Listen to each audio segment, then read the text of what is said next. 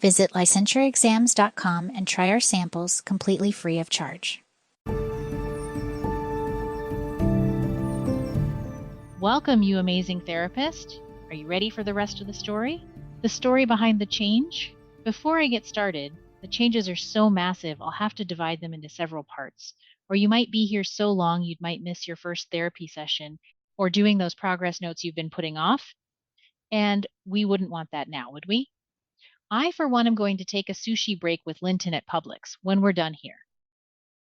Well, imagine sitting down to take the NCMHCE and realizing that a full section of the exam is testing you on something you have no idea about. It feels like you walked into the wrong exam room, or you're really just still sleeping and are stuck in a bad dream. There's a reason you're just clueless. You've been studying all along for the old exam and not the 2027 NCMHCE. That is exactly the situation thousands of therapists could face if they walk into a testing center in 2027 without knowing what changed. The National Board for Certified Counselors, NBCC, spent the better part of 2024 and 2025 doing something they hadn't done in over a decade. They asked more than 14,000 practicing therapists across every state to describe in granular detail what they actually do as therapists. Not what therapy looked like back in 2019, when the last major work analysis was completed, but what it looks like now, in a new world of telehealth, electronic health records, artificial intelligence progress notes, and rules and regulations of interstate licensure compacts. The findings were organized by the National Work Analysis Task Force, reviewed by their subject matter experts, and officially approved on November 4, 2025 as a brand new content outline. That outline has become the foundation of the NCMHCE starting summer 2027, and it is substantially different from what came before. And believe me, we've been working on this new exam every day since 2025. So we're ready to help prepare students who will be taking the new exam in 2027. New narratives, audio, video content, infographics, and keeping up with the changes, and AI tutors that will be peppered throughout the counselingexam.com site.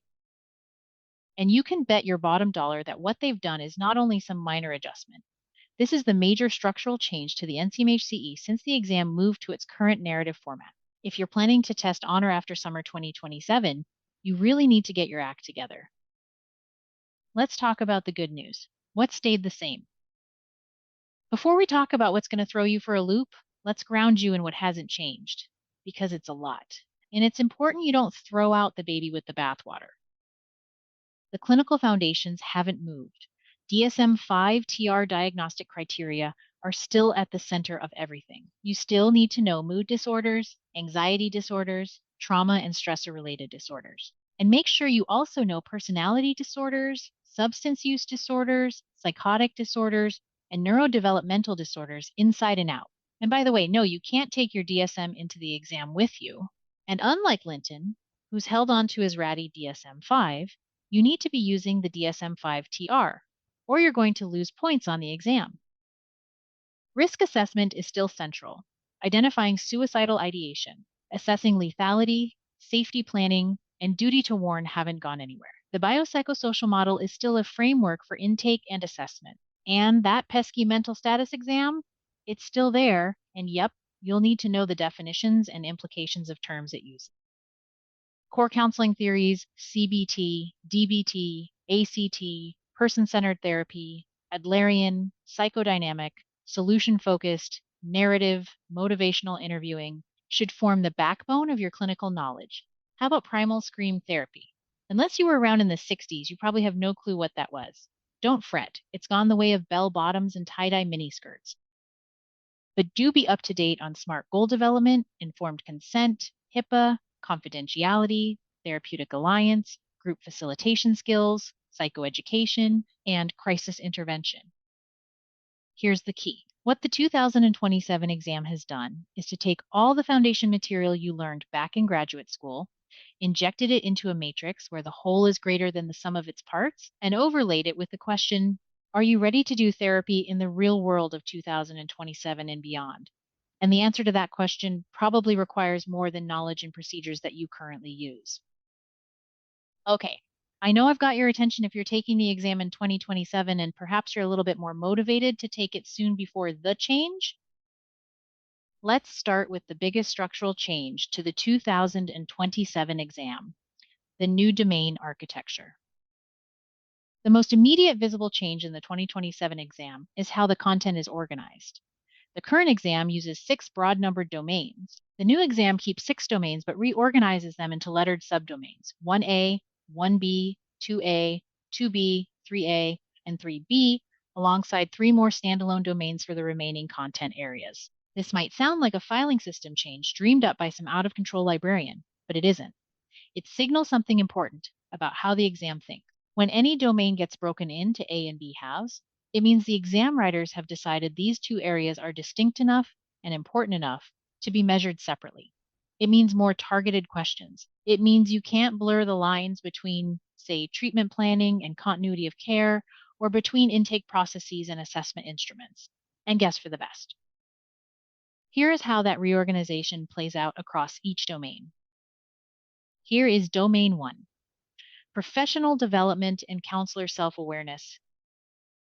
The pre-2027 exam groups professional practice and ethics into a single domain worth about 15% of scored items. The 2027 exam splits this into 2 distinct subdomains, and the split is philosophically meaningful. Domain 1A covers your outward-facing professional life, seeking supervision, completing continuing education, developing knowledge of evidence-based interventions, advocating for clients in the profession. And this next section is brand new, engaging in training on the ethical and legal use of artificial intelligence. Yes, you heard me right, artificial intelligence, and that's a first in counseling exam history. And those of you who've been resistant or holdouts on the subject of AI need to let go of your Luddite predispositions. But I'll go into detail about that later on.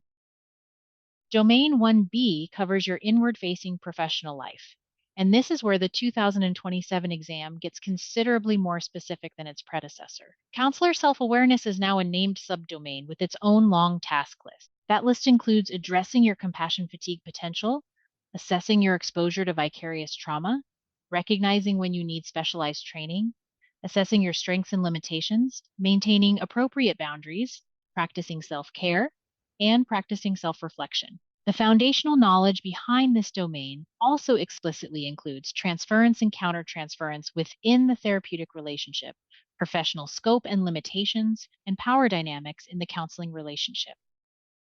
So, why does this matter for how you study?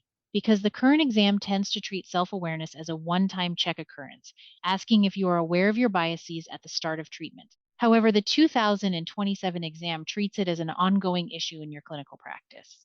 When you see a narrative question involving termination, diagnosis delivery, a trauma disclosure, or a shift in treatment plan, you should be asking yourself, is this question testing domain 1B? Is the issue here a concern of the therapist's internal process rather than just an external clinical decision? I guess that's enough slice of the pie for one sitting. I'll tell you more of what you need to know to pass the new 2027 exam and the current exam as well in the next podcast. As always, thanks for stopping by. And remember, it's in there.